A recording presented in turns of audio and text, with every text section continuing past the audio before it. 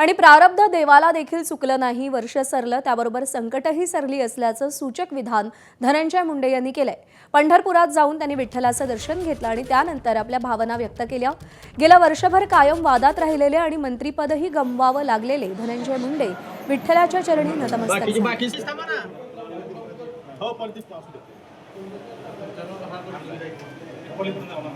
प्रत्येकाचा एक प्रारब्ध असतो। प्रारब्ध देवाला चुकला नाही, आपल्याला कसं चुकेल?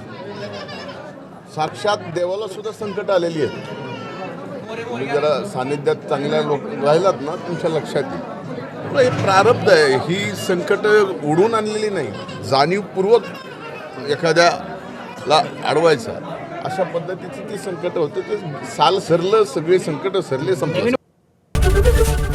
एबीपी माझा, उघडा डोळे बघा नीट।